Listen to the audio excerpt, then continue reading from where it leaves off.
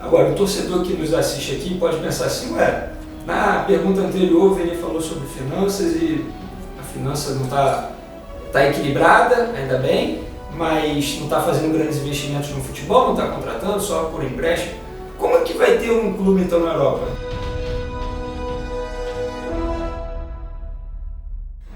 Fala pessoal, mais um vídeo no canal Vene Casagrande e chegamos ao quarto episódio da nossa entrevista com Rodrigo Toches, atual vice-presidente de finanças do Flamengo. Nos dois primeiros episódios, ele abordou as finanças do clube. Como o clube está nesse momento da pandemia da Covid-19? Tem condições de comprar jogadores? Vai precisar vender mais jogadores para poder manter as contas em dia? Isso e muito mais nos dois primeiros episódios. No terceiro episódio, ele iniciou o papo sobre o projeto de internacionalização da marca do Flamengo, a possibilidade de ter um clube parceiro na Europa, um time filial, como a torcida está gostando de dizer. Agora, no quarto episódio, a gente vai finalizar esse assunto. Ele vai abordar muito mais esse assunto e eu tenho certeza que vocês vão gostar bastante. Então, sem perder muito tempo, vamos iniciar agora o quarto episódio da entrevista com o Toches. Acompanhe aí. Agora, o torcedor que nos assiste aqui pode pensar assim, ué, na pergunta anterior o Vene falou sobre finanças e a finança não está equilibrada, ainda bem, mas não está fazendo grandes investimentos no futebol, não está contratando, só por empréstimo. Como é que vai ter um clube então na Europa? Então, para esses torcedores que estão pensando dessa forma, queria que você explicasse. O Flamengo vai fazer investimento, aporte financeiro nesse projeto? Zero. O Flamengo não investe, o Flamengo vai entrar com a marca, não vai ter desembolso de caixa de dinheiro do Flamengo. Toda a estratégia que está sendo feita, montada, discutida, é com o Flamengo aportando o direito de uso da marca, que a gente vem trabalhando ao longo do tempo para dar valor a essa marca. Então, para deixar muito claro que não vai haver nenhuma troca de recursos, de deixar de investir no Brasil para passar a investir em outros lugares. Não vamos colocar o clube de nenhuma forma em risco ou diminuir a sua capacidade de investimento aqui em função do clube na Europa. Zero. Toda a estratégia está sendo feita para utilizar a marca que hoje o Flamengo tem direito e não explora. O Flamengo não explora e outros grandes clubes não exploram. Como outros grandes clubes, nós estamos fazendo uma coisa inovadora e por ser inovador, a gente entende que o Flamengo quem mais iria começar isso que não fosse o Flamengo? Agora, o que o Flamengo, além da internacionalização da marca, obviamente, além do que o Flamengo ganharia? Por exemplo, jogadores que poderiam, não são aproveitados aqui, poderiam ser mandados para esse clube da filial? Estou dando um exemplo. Sim, isso poderia acontecer. Uma opção do nosso clube aqui, do Flamengo aqui, e uma opção do clube de lá. Havendo interesse do Flamengo colocar atletas lá nessa situação e, ao contrário, o clube de lá precisando de atletas, e logicamente que isso é um dos pilares dessa iniciativa. A gente ter uma vitrine de atletas do Flamengo no exterior para vender os atletas lá é um grande potencial que nenhum outro clube tem. Então, assim, além da marca, tem essa questão, sim, do Flamengo poder expor os atletas lá diretamente em função de, às vezes, não terem oportunidades no clube aqui. Como seria, por exemplo, o conselho financeiro, a diretoria desse clube filial do Flamengo? Vocês fariam intercâmbio ou seriam outras pessoas? Como é que seria? Como é que vocês planejam isso? Isso também não está definido. É uma discussão que ainda não está clara. Vão ter investidores, isso vai depender da forma com que vai ser negociado entre os investidores e o Flamengo, como é que vai ser composto essa diretoria lá. Então a ideia não está clara, temos desafios, por isso que eu digo, ainda tem várias etapas na frente para seguir do ponto de vista desse negócio ir à frente, mas ele está cada dia mais maduro, porque a gente vê sim interesse.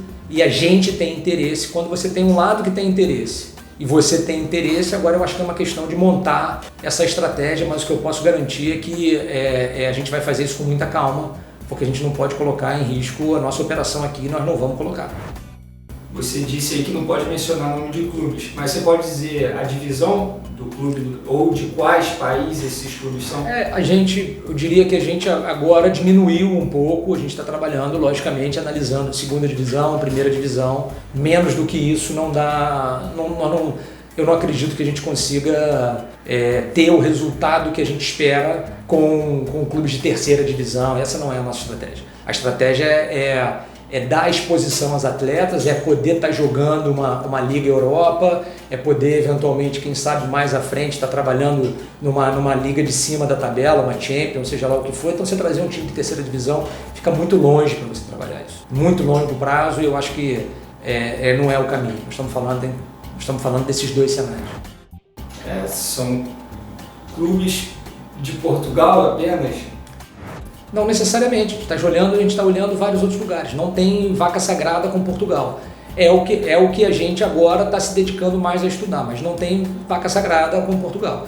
O que a gente acha é que o primeiro investimento, uma vez ele sendo aprovado, uma vez tudo acontecendo, a gente não pode errar nesse primeiro investimento. Então a gente vai trabalhar para tentar encontrar o melhor cenário possível. Então Portugal, sem sombra de dúvida, é uma oportunidade boa pela questão da língua, pela questão de preço dos clubes, pela questão de vistos para fora, adaptação fácil dos atletas. Tem uma série de coisas que Portugal faz sentido, mas não é o único país que a gente está olhando.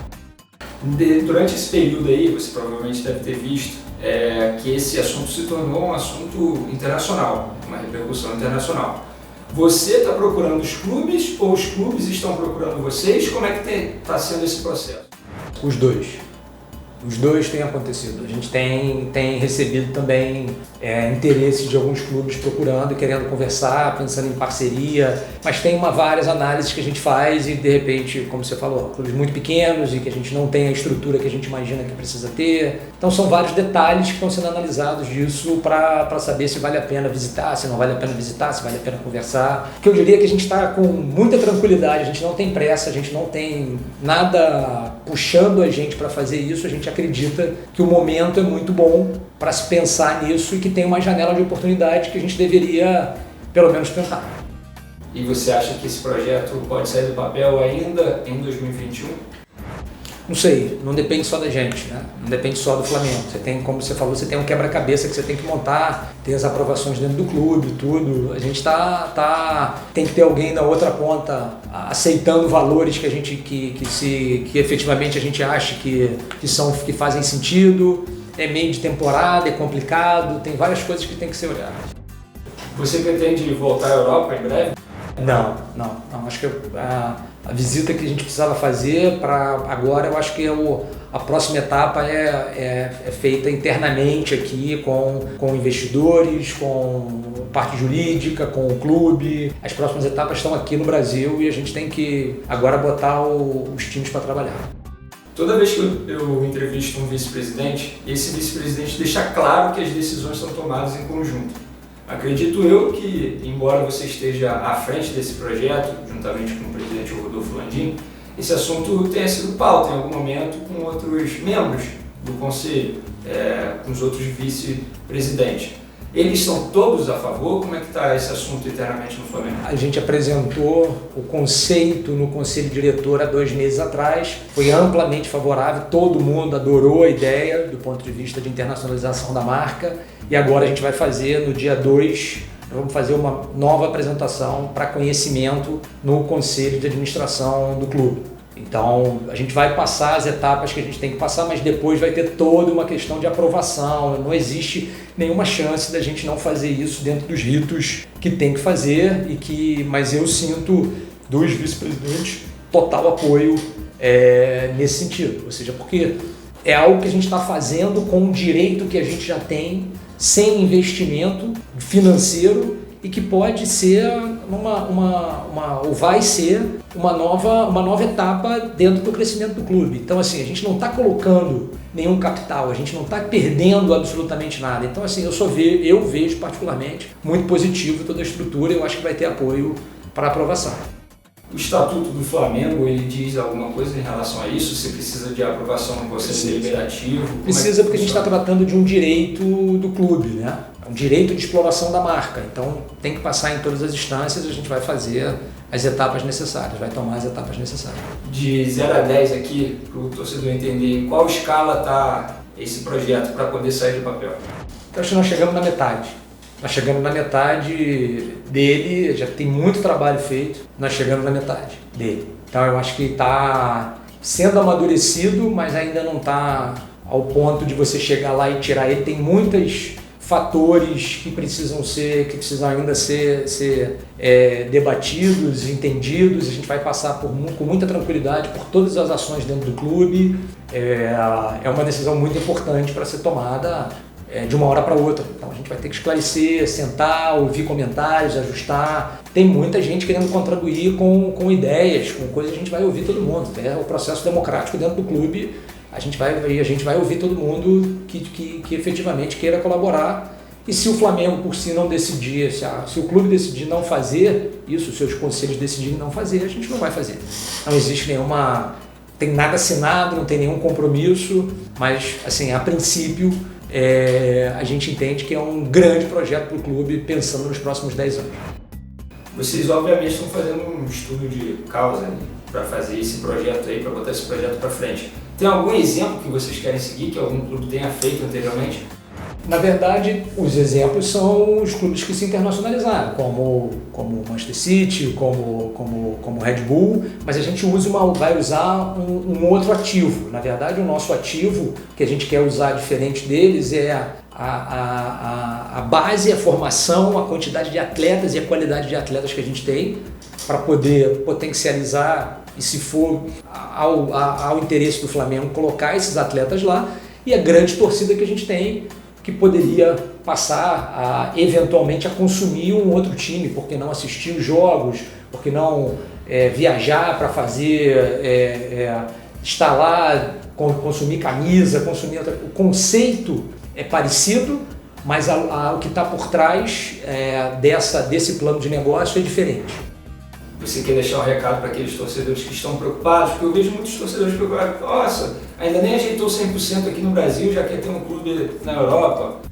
Assim, o nosso conceito aqui, para deixar o torcedor tranquilo, é que a gente não vai fazer nada que venha colocar em risco o Flamengo, e muito pelo contrário. Nosso caminho aqui é de exponenciar a marca Flamengo e trazer frutos e trazer mais receita para o Flamengo poder investir mais e o Flamengo não colocar dinheiro nessa operação. Então, assim, o torcedor pode ficar tranquilo, absolutamente tranquilo, que assim, a estrutura e o que a gente está pensando talvez seja um divisor de águas para o futuro do clube e futuro do bem. Por que não pensar que essa só poderia ser uma primeira etapa para poder ter outras etapas na frente? É isso que a gente está imaginando. Para o torcedor ter um pouco de noção, o Flamengo não vai colocar nada financeiramente falando, apenas a marca, mas para esse projeto sair do papel, vocês estudam um investimento de quanto, mais ou menos? Um investidor que quiser ajudar o Flamengo, digamos assim, nesse projeto, precisa de quanto inicialmente? A gente está num processo de finalizar com o banco agora, projeto de contratar um banco para fazer essa operação. Não vai ser o Flamengo que vai captar os investidores, vai ser um banco contratado que faria essa captação.